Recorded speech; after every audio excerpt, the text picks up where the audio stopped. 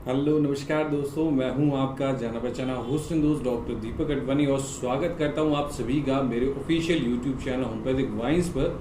जैसा कि आप सब लोग भलीभांति रूप से परिचित हैं मेरे अंदाज से, मैं आप लोगों के लिए day by day new videos launch करता हूँ regarding homeopathic medicine and disease के बारे में आपको विस्तृत रूप से जानकारी देने का प्रयास करता हूँ। तो आज इसी कड़ी को जारी रखते हुए मैं आप लोगों के लिए लेकर आया हूँ Stobal homeopathic medicine SBL pharmaceutical company का एक बहुत ही बेहतरीन कफ सिरप कह लीजिए।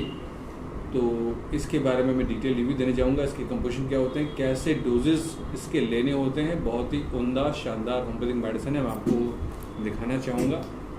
स्टोबाल कफ सिरप होता है, तो इसके बारे में मैं डिटेल रिव्यू देना चाहूँगा आप लोगों के समक्ष। तो आप सभी लोगों से निवेदन करना चाहूँगा कि आपको ये वीडियो अगर पसंद आता है तो बिल्कुल लाइक एंड शेयर कीजिएगा अपने फैमिली फ्रेंड सर्कल कलीग्स के में, और चैनल को ज़रूर सब्सक्राइब कीजिएगा, क्योंकि उससे होगा ये कि जैसे जैसे नए वीडियोस आते जाएंगे तो आपके पास नोटिफिकेशन पहुँचेगा। सो लेट्स स्टार्ट कर लेते हैं। बात करूँगा मैं आज स्टोबाल कफ सिरप की, जो कि एसबीएल फार्मास्यूटिकल कंपनीज के द्वारा बनाया गया एक पेटेंट कफ सिरप है, जो कि न केवल एक कफ सिरप के रूप में जाना जाता है बल्कि इसके बहुत अच्छे फ़ायदे हैं। नॉन सेडेटिव है, इसका ही मतलब है इसके पीने के बाद किसी तरह की कोई नींद नहीं आती है, किसी तरह का कोई साइड इफ़ेक्ट नहीं होता है। इसके डोजेस कैसे लेने हैं, किस तरह की खांसी में काम में आता है, क्या कंपोजिशन है, वो मैं सब आपको आगे इस वीडियो में बताऊंगा। तो चलिए स्टार्ट कर लेते हैं। सबसे पहले मैं आपको इसकी पैकेजिंग दिखाना चाहूँगा। ये रहता है स्टोबाल कफ सिरप। इसको हम खोल के देख लेते हैं अनबॉक्स करके कि किस तरह का दिखाई देता है। ये ग्लास बॉटल में ये अवेलेबल होगा। तो इसको आपको अगर किसी को भी खांसी का दुष्प्रभाव देखने को मिलता है तो इसको हम लोग 2-2 चम्मच अगर ऐसे ही लेना चाहें तो ले सकते हैं कभी भी, या फिर गर्म पानी में लेंगे तो और ज़्यादा अच्छा इफेक्ट देखने को मिलता है।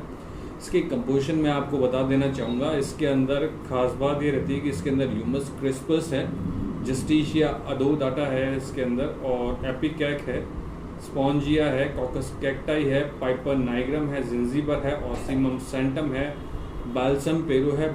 इतने अच्छे कंपोजिशन इस मेडिसिन के अंदर पाए जाते हैं, तो किसी भी तरह का साइड इफ़ेक्ट नहीं होता है। अब तो चलिए आपको बता देता हूँ कि किस प्रकार की खांसी है उसके अंदर हम लोग इसको लाभ ले सकते हैं। जिनके भी पेशेंट्स के अंदर चाहे वो ड्राई कफ हो या फिर वेट कफ हो, दोनों के अंदर प्रोडक्टिव कफ के अंदर भी ये बहुत अच्छा इफेक्ट देखने को मिलता है। अब आपको आसान भाषा में समझाने की कोशिश करूँगा। ऐसे बच्चे या यंग एज में हो, मिडिल एज में हो या फिर ओल्ड एज में हो, जिनकी खांसी टू पैरोक्सिज्म या उससे ज़्यादा की हो, खांसी रुक नहीं रही हो, कफ निकल रहा हो, स्पुतम निकल रहा हो, येलोइश वाइटिश, और चेस्ट पकड़कर रात में बैठ जाता हो, लाइंग एग्रावेशन हो, उसके साथ में लैरिंजाइटिस इन्वॉल्वमेंट हो, या फिर अस्थमेटिक कफ भी देखा जाता है।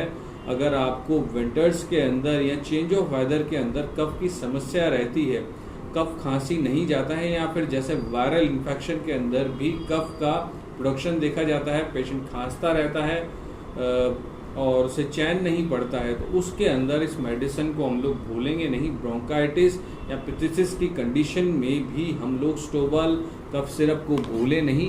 ये कफ सिरप है, इसको आप शेक कर लीजिएगा। 2 चम्मच सुबह, 2 चम्मच शाम को आप अगर इसका प्रयोग करेंगे, आपकी जो कफ से रिलेटेड, खांसी से रिलेटेड समस्या है उसका समाधान बहुत जल्द से जल्द होगा। और अगर आपको ज़्यादा ही परेशानी हो रही है तो अपने फिजिशियन की गाइडेंस में एक बार उनसे ज़रूर कंसल्ट ज़रूर कर लीजिएगा। आप इसे रिपीटिशन 3 to 4 टाइम्स भी ले सकते हैं, पर इसका जो डोजेज है वो 1-1 चम्मच हो जाएगा। तो काफ़ी अच्छा आपको रिलीफ देखने को मिलेगा स्टोबाल कफ सिरप के संदर्भ में। आशा करता हूँ स्टोबाल के बारे में दी गई जानकारी से आप संतुष्ट होंगे। इसके बारे में या इससे रिलेटेड कोई भी क्वेरीज हो या फिर आप उससे कंसल्टेशन लेना चाहते हो तो बिल्कुल आप डिस्क्रिप्शन चेक कीजिएगा, सारे लिंक्स मौजूद हैं। मैं आपके सवालों का जवाब बिल्कुल देने को तत्पर हूँ। नेक्स्ट वीडियो में जल्दी लेकर आप लोगों के समक्ष हाजिर हूँगा, तब तक मुझे इजाज़त दीजिएगा। धन्यवाद।